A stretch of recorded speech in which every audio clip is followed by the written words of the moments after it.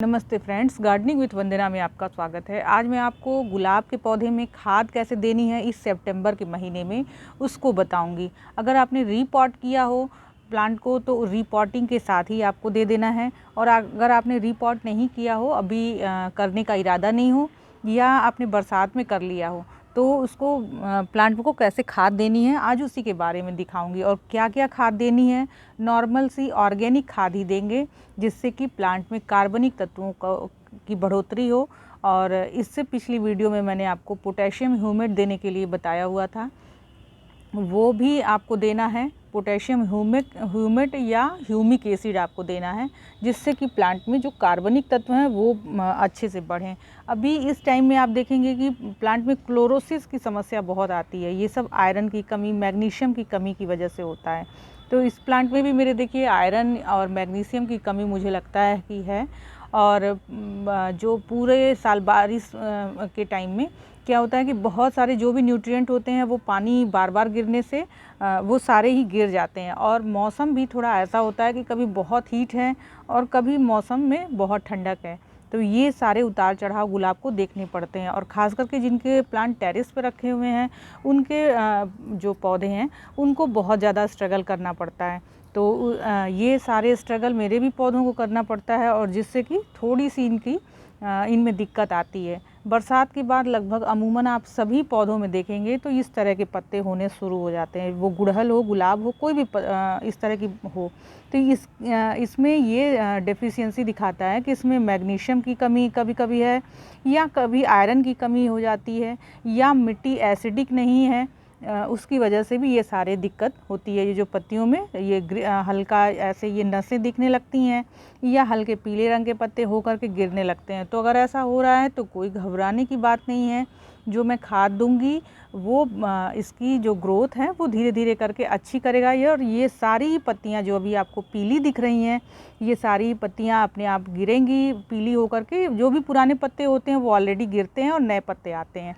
तो जब नए पत्ते आने शुरू होंगे वो अच्छे ग्रीन और बहुत सुंदर पत्ते आएंगे। विंटर के टाइम में आप देखते ही हैं, तो जैसे ही टेम्परेचर डाउन होना शुरू होता है प्लांट में सारी डेफिशिएंसी कम हो जाती है। तो उसकी प्रिपरेशन हमें इसी सितंबर के महीने में करनी होती है। तो वो हम कैसे करने वाले हैं और कैसे खाद देने वाले हैं, आइए चलिए वीडियो शुरू करते हैं। इस गुलाब के पौधे को आप देखेंगे तो ये 10 इंच के गमले में लगा हुआ है, और इसकी रीपॉटिंग मैंने बरसात के दिनों में ही कर दी थी। अब इसमें धीरे धीरे करके ग्रोथ आनी शुरू हो गई है, प्लांट अच्छे से इस्टेब्लिश हो चुका है। और अब चूँकि सितंबर के महीने में इसे अच्छी सी खाद देनी है, तो जब भी गुलाब के पौधे में आप हाथ लगाएं तो कोशिश करें कि ग्लव्स पहन लें, या संभाल करके करें, क्योंकि इसमें कांटे होते हैं। तो उस चीज़ को आप ज़रूर देख लिया करें कि आपके हाथों में क्यों लगे नहीं, क्योंकि मेरे हाथों में भी अक्सर करके लग जाते हैं। कितना भी मैं इससे बचने की कोशिश करती हूँ लेकिन फिर भी लग जाते हैं। मिट्टी इसीलिए मैं बहुत भुरभुरी बनाती हूँ। और मिट्टी गुलाब की कैसे बनानी चाहिए, आपको नए प्लांट ला करके लगाने की, अभी अगर मिल जाते हैं प्लांट तो नए प्लांट भी लगा सकते हैं। और मिट्टी कैसे तैयार करनी है इस पर वीडियो मैंने बनाई हुई है। तो सबसे पहले जो ऊपर की मिट्टी है इसको हम निकाल लेते हैं। तो ये देखिए, ये मैंने खुरपी से खूब अच्छे से इसकी गुड़ाई कर ली है, मिट्टी पूरी भुरभुरी हो चुकी है। तो इस तरह से मिट्टी को हम नीचे ऐसे निकाल लेते हैं, और ये जो पूरा एक ऐसा सर्कल बना लेंगे कि जिससे कि खाद देने में आराम रहे। और ये जो एक तरह से खाद देने का जो तरीका है ये बहुत अच्छा होता है। इस महीने में आपको ज़रूर अपने पौधों में खाद देनी चाहिए। ये बैंक बैलेंस की तरह है कि अगर आपने कभी खाद नहीं भी दिया तो प्लांट में किसी भी तरह की कोई कमी नहीं होगी।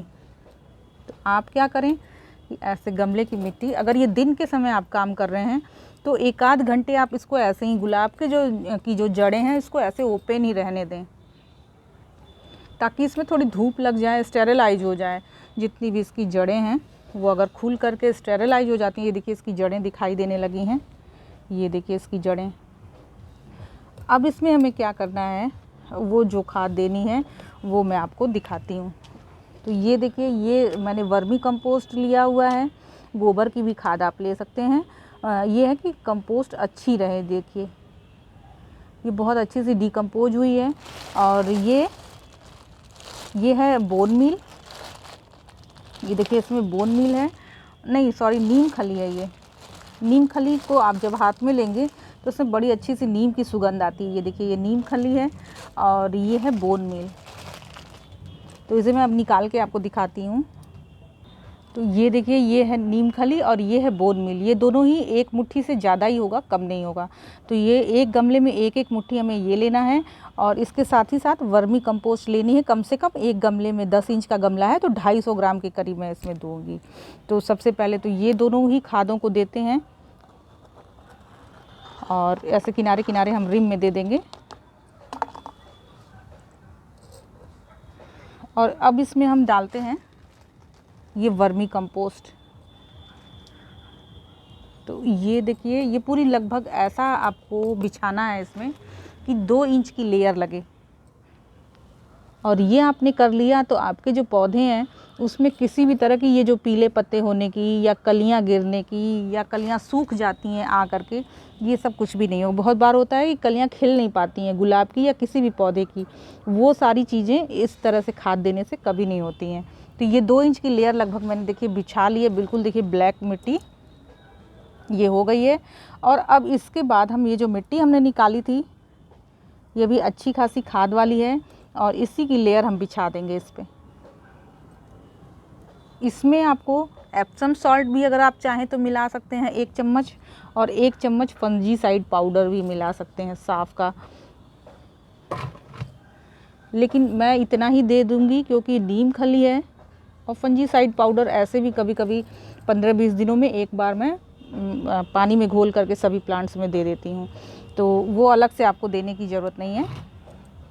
लेकिन अगर आपने कभी दिया नहीं हो तो आप दे सकते हैं। नीम खली वैसे जितने भी तरह के फंगस होंगे उसको ख़त्म कर देगा।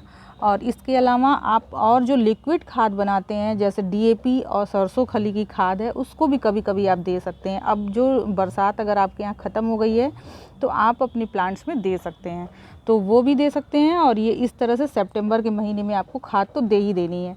तो ये हुआ पूरी कंप्लीट वीडियो। और इसके अलावा और भी जो फर्टिलाइज़र देने रहते हैं वो समय समय पे मैं बताती ही हूँ। और हैवी फीडर प्लांट है ये गुलाब का, और हाइब्रिड जो गुलाब होते हैं उनको उगाना थोड़ा मुश्किल होता है। तो ये तरीके आप अपनाते हैं तो आपको बिल्कुल कोई दिक्कत नहीं होगी। और मेरे चैनल में अगर आप नए हों तो गुलाब उगाने की इच्छा हो तो आपके यहाँ गुलाब ज़रूर उगेंगे। आप मेरे चैनल को सब्सक्राइब कर लीजिए और गुलाब की वीडियोज़ को देखा करिए। और आप मेरे यहाँ देखेंगे ही आने वाले दिनों में इतने सुंदर गुलाब होते हैं कि दिल खुश हो जाता है। तो मेरे चैनल को आप सब्सक्राइब भी कर सकते हैं फ्रेंड। नमस्ते।